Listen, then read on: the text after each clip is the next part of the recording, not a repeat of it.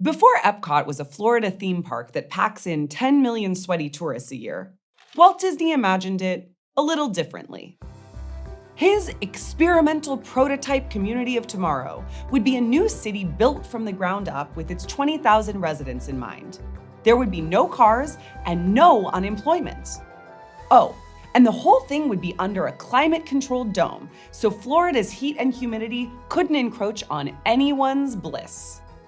But when Walt Disney died, his utopian dream died with him.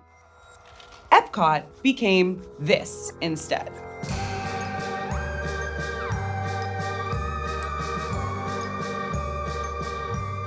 And this story got me wondering, how good is too good to be true?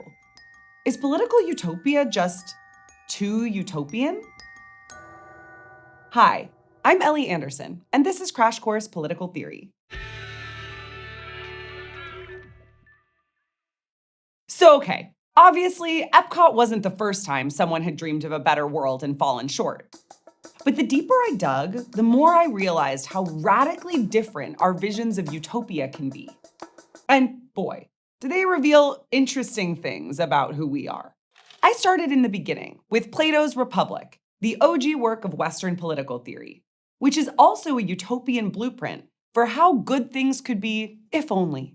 When Plato was just a young buck philosophizing about politics, he witnessed 30 leaders turn out to be 30 tyrants.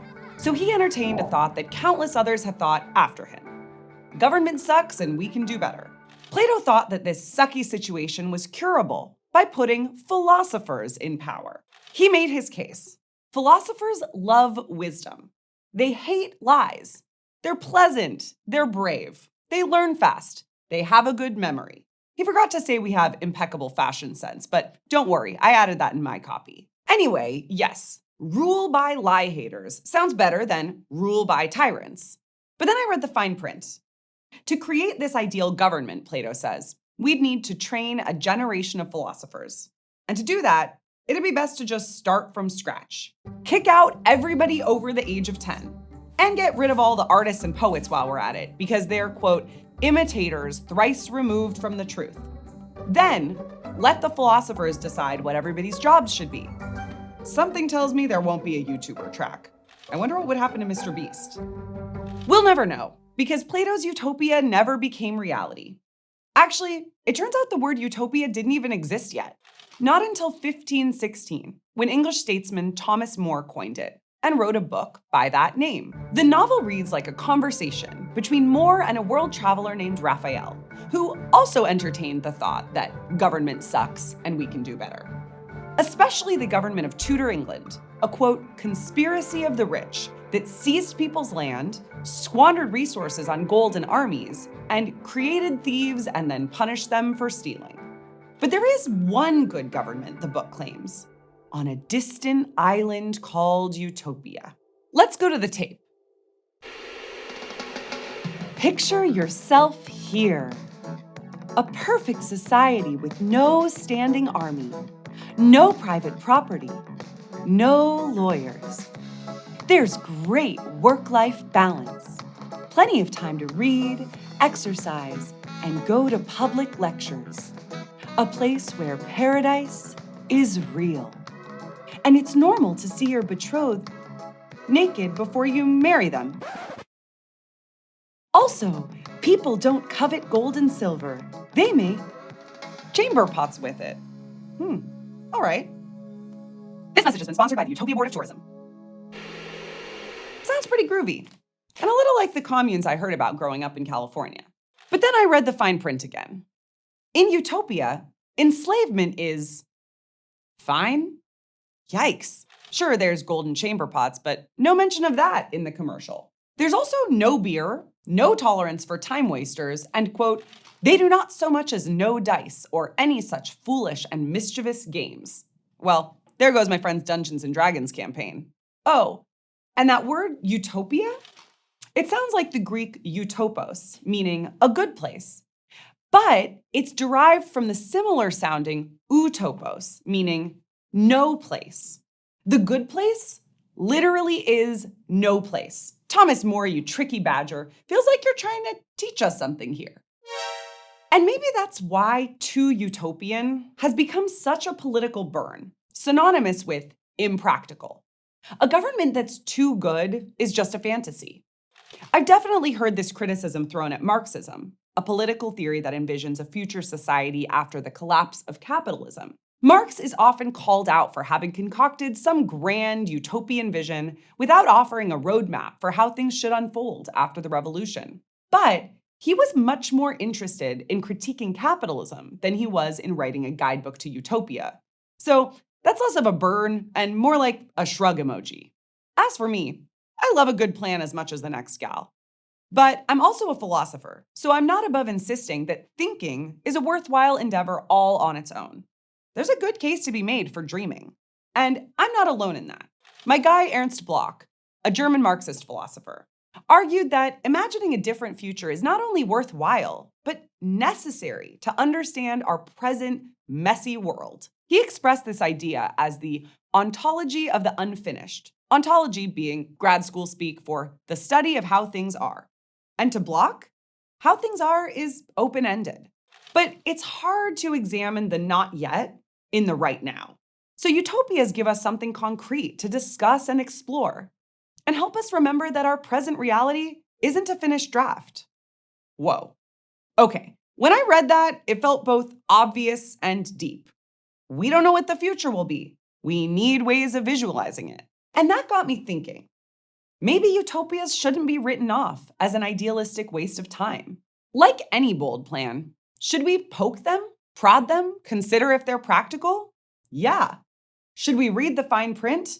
Absolutely. There could be an artless city of 10-year-olds in there, or an island of gold toilets but no board games. And all this poking and prodding of our utopian visions can also reveal more about what we value in our cultures, governments, and day-to-day lives. So I started thinking about utopias differently, as a sandbox for testing political futures, which made me wonder, what do thinkers across the political spectrum think the future should be? On one end, a utopia might be what scholar Robert Nozick describes in his book, Anarchy, State, and Utopia. He argues that governments, like M&Ms, are best when mini, a libertarian view that prioritizes individual freedom above all else and takes any meddling from the state as a threat to those freedoms. Nozick's utopia doesn't interfere with people's private property or private lives, like by redistributing income or legislating what's moral. It's there just enough to protect people's freedom to live how they want, without presuming what the right way to live might be. To him, the perfect government is minimalist. Very clean girl aesthetic of him. At the same time, Nozick thought it was naive to imagine we could ever achieve a perfect society that suits everybody. He writes, "It is helpful to imagine cavemen sitting together to think up what for all time will be the best possible society and then setting out to institute it." I mean, yeah, it sounds silly when you put it like that. For the record, I'd love to know what Grog, Zerg, and Derg's ideas were. On the more progressive side, I found that utopian thought is often a vehicle for critiquing how things are and imagining what could be.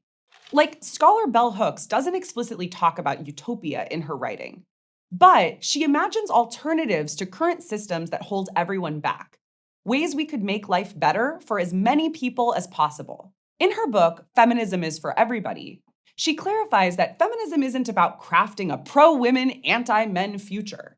It's about challenging the problem of sexism, which we're all socialized to accept in our thoughts and actions from the time we're born. She invites us to imagine, what would society be like if we changed our own sexist thoughts and actions? How could the world transform for the better if we transformed ourselves first? Similarly, scholar Jose Munoz invites the LGBTQ+ community to embrace utopian thinking as a source of hope and joy. In his book, Cruising Utopia, he argues that queer literature, art, and drag shows offer a kind of utopian map, a way of dreaming up other ways of being in the world, and ultimately, new worlds. Queerness challenges how things are and models something different and better. So by the end of all this, I'm thinking that it doesn't make sense to rush into any good place that's dreamed up. I mean, it could end up being a bad place.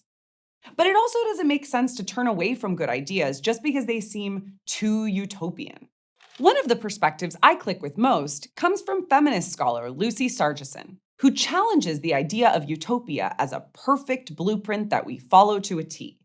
She advocates instead for a more slippery, dynamic vision of the future that values the process over the end game. So maybe the point of utopias isn't perfection. Maybe the real utopias are the friends we make, the paradigms we shift along the way. If we're not happy with what is, there's power in imagining what could be. Next time, we'll talk about two best frenemies, art and politics. See you then.